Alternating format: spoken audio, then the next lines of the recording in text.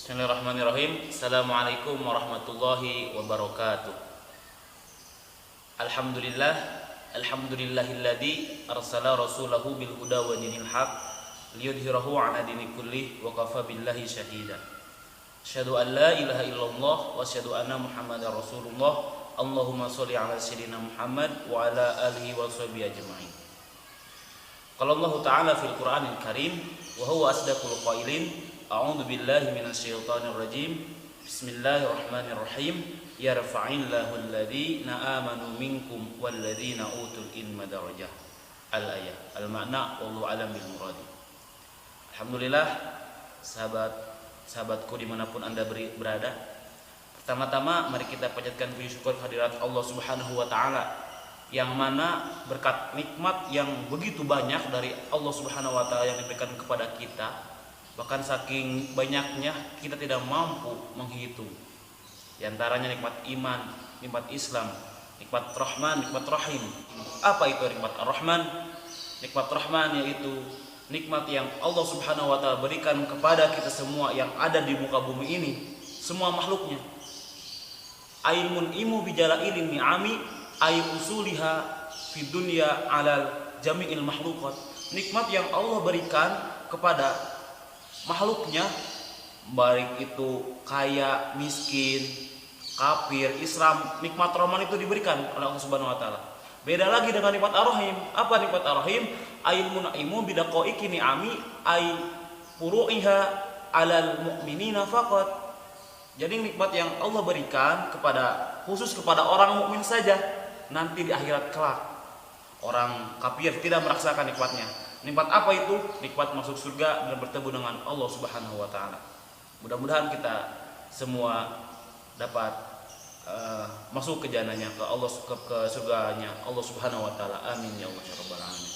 Dan tak lupa salat beserta salam mari kita sanjungkan kepada baginda alam, yakni habibana wa nabiyana wa maulana Muhammad sallallahu alaihi wasallam, kepada keluarganya, para sahabatnya, dan mudah-mudahan kepada kita selaku umatnya yang senantiasa mengikuti ajarannya, dan mudah-mudahan kelak mendapatkan syafaatnya. Amin ya Allah ya rabbal alamin.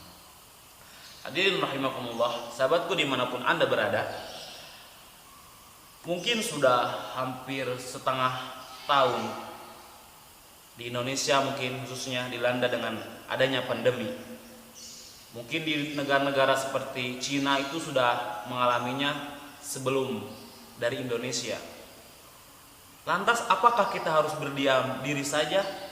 Mungkin udah hampir 3 bulan, dari 3 bulan kemarin kita melakukan lockdown, dikerem gitu ya di rumah, tidak bisa kemana-mana, jaga jarak.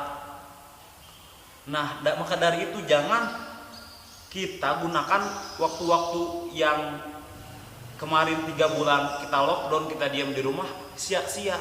Mungkin sampai sekarang belum ada kejelasan mungkin soal kapan pembelajaran tatap muka, kapan bisa aktivitas kembali normal lagi gitu kan. Mungkin sekarang sekolah masih daring, kapankah gitu kan.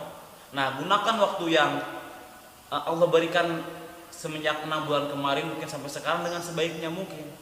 Karena dengan masa pandemi terus berkreasi, meskipun di masa pandemi gitu. Yang punya keahlian dalam fotografer atau dalam desain silahkan pelajari. Bahkan ketika nanti beres lockdown, kalau sudah 1 tahun aktivitas normal kembali, ketemu hasilnya. Oh, ini mah yang lockdownnya, yang semasa PSBB atau karantinanya suka ngapalin Quran, jadi hafiz Quran. Oh, ini mah di rumahnya sering latihan desain, sering latihan fotografer, jadilah seperti itu. Makanya jangan sia-siakan waktu, karena di masa pandemi ini kita harus mempunyai giroh. Apa itu giroh? Ya betul, semangat. Kita pemuda, kita semua pemuda. Bahkan pemuda itu menjadi harapan bangsa. Sebagaimana Soekarno pernah berkata, berikanlah aku 10 pemuda, maka aku akan guncangkan dunia. Dengan 10 pemuda saja.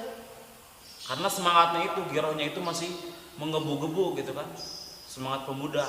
Nah, jangan sampai pemuda zaman sekarang kalah dengan pemuda zaman dulu.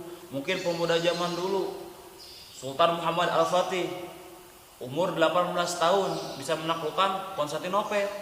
Pemuda zaman sekarang Dilan misalnya Meskipun itu udah dulu ya 991 itu ada plus 2-nya 992 gitu ya. Itu juga sama. Itu beda lagi kisahnya. Itu mah umur 18 tahun menaklukkan, bukan menaklukkan Konstantinopel tapi menaklukkan hati perempuan gitu. Nah, jadi ada dua nih. Ada dua, mau ke kanan atau mau ke kiri, pilihan. Mau mengikuti yang tadi yang 18 tahun, jiwa pemuda, semangatnya masih luar biasa, menaklukkan, menjadi salah satu pemimpin panglima perang Sultan Muhammad Al-Fatih yang menaklukkan kota Konstantinopel. Ataukah mau yang tadi yang Dilan 18 tahun tawuran menaklukkan hati perempuan gitu kan. Itu silahkan teman-teman semua memilihnya, menjadi pemuda yang benar atau pemuda yang salah gitu, pemuda yang soleh atau pemuda yang salah gitu kan. Karena hidup ini adalah pilihan gitu kan. Wahadainahun najdain, Allah memberikan dua jalan.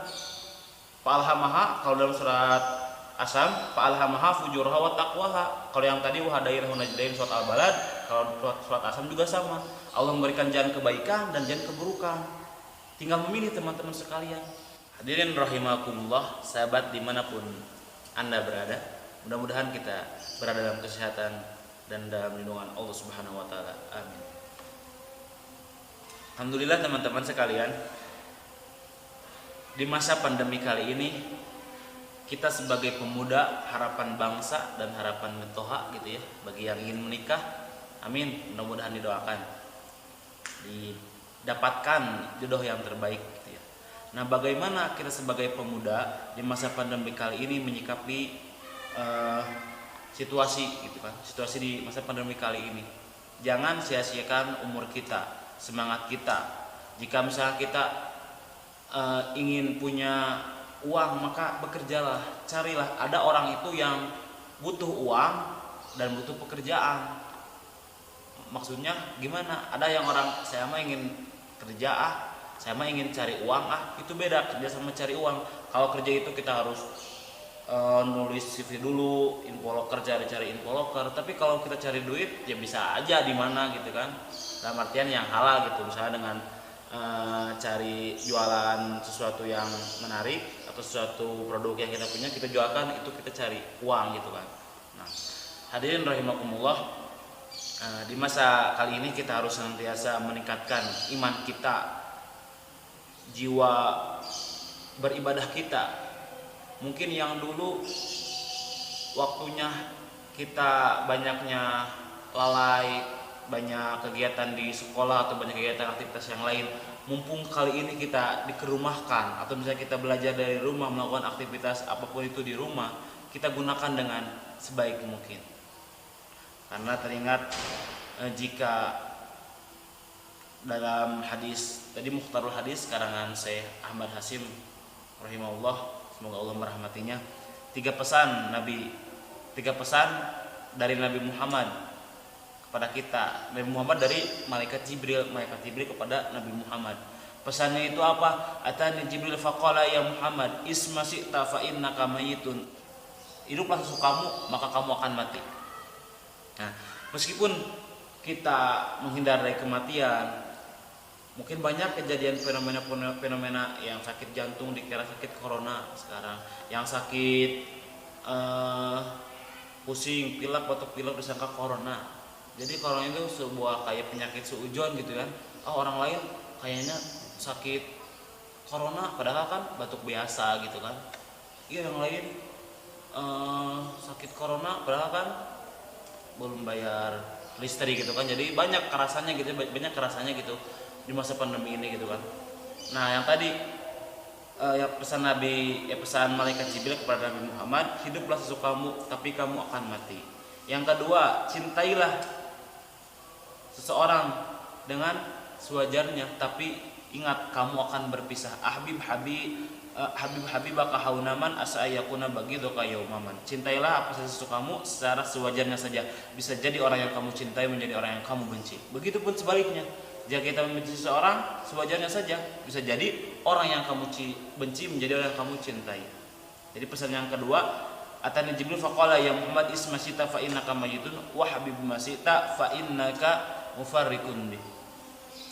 Yang ketiga, Wa'mal masita fa innaka maziyun bih. Beramalah sesuka kamu, niscaya kamu akan dibalas.